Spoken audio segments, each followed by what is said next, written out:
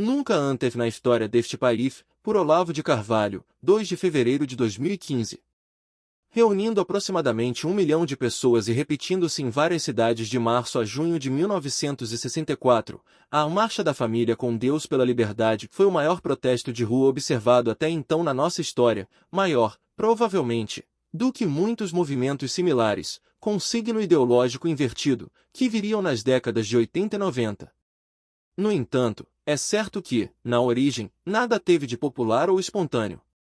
Foi longamente planejada por um grupo de devotados conspiradores, com um vasto apoio da grande mídia, a começar pelos diários associados de Assis Chateaubriand, mais de 80 jornais, estações de rádio e canais de TV em todo o país, de empresas bilionárias como o Grupo Light, de vários governadores, deputados e senadores e de importantes organizações da sociedade civil, como a Liga das Senhoras Católicas, a ABI, a OAB, os sindicatos patronais em peso e a maioria do clero católico. Não se pode dizer que foi propriamente um movimento popular, mas uma mobilização popular orquestrada pela elite, uma obra de engenharia política.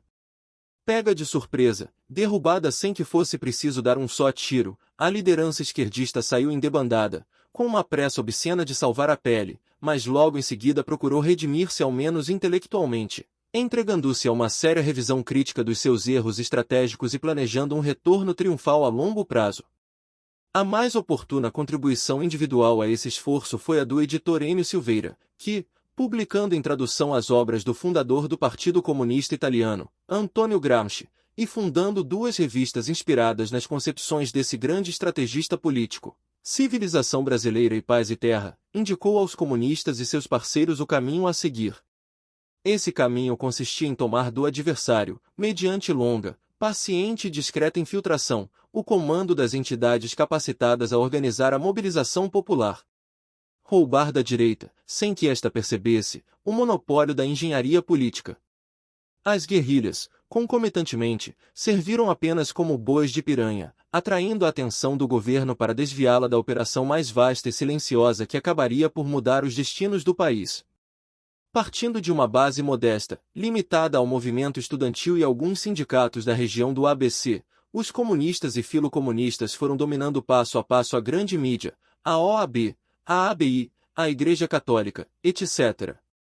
20 anos decorreram antes que a aplicação do método gramsciano de ocupação de espaços produzisse o seu primeiro resultado espetaculoso, a campanha das diretas já, em 1984, formulada, de acordo com o preceito de Gramsci, numa linguagem puramente cívica, sem qualquer apelo comunista explícito.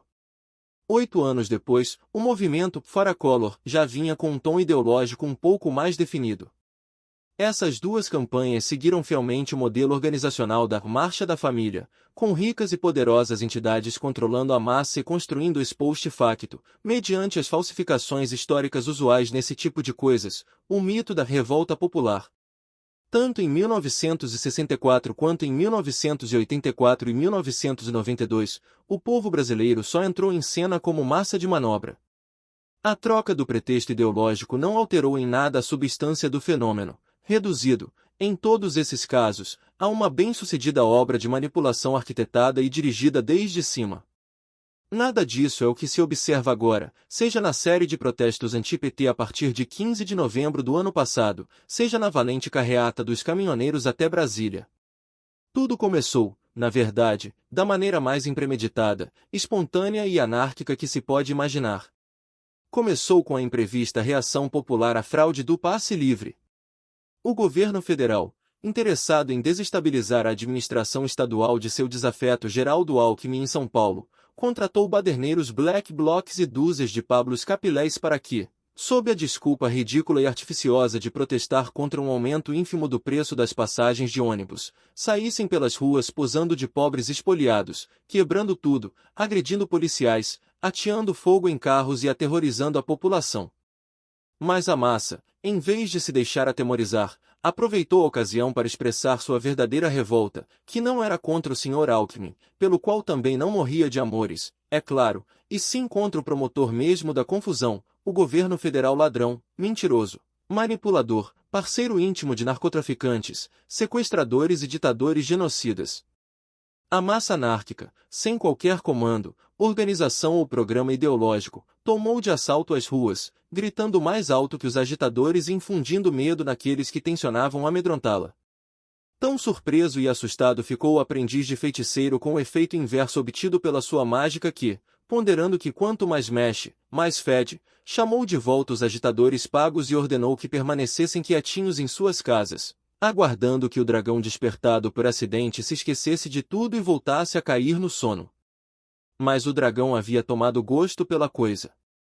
Vendo o governo trêmulo e inerme por trás de uma cortina de blefes e garganteios, saiu às ruas de novo, num crescendo que agora culmina no movimento dos caminhoneiros.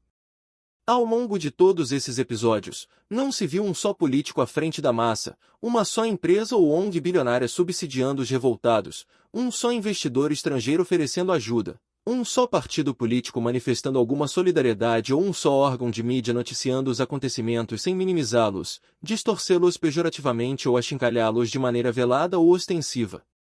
A Rede Globo colaborou descaradamente com uma jogada maligna do governo ao espalhar a notícia falsa de que um acordo tinha sido firmado e os caminhoneiros tinham desistido da carreata. Até mesmo o canal Veja, tão odiado pelos petistas por noticiar frequentemente os escândalos financeiros do governo Dilma, não conseguiu falar dos caminhoneiros sem criticá-los por atrapalhar o trânsito nas estradas.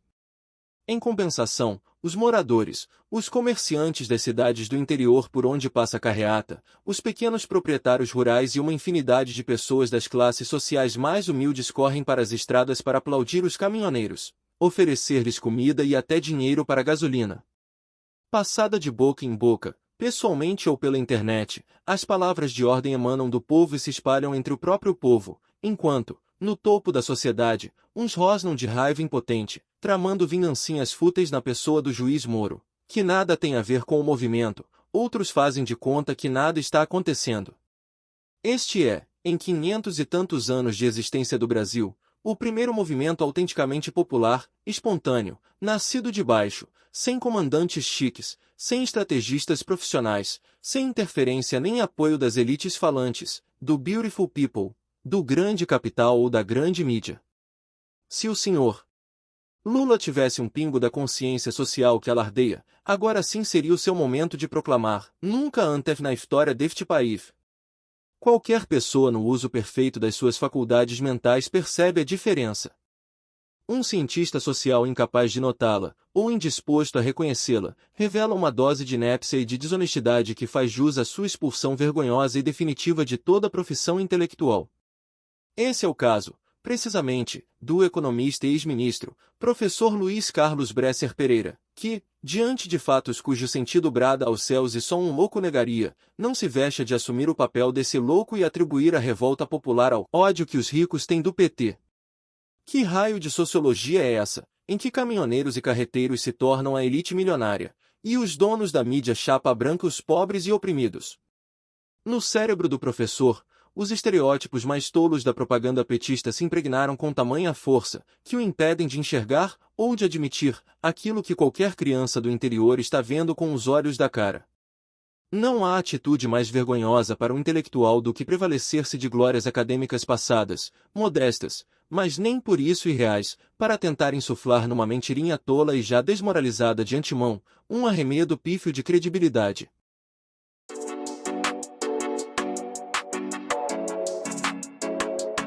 Não se esqueça de curtir esse vídeo e se inscrever no canal.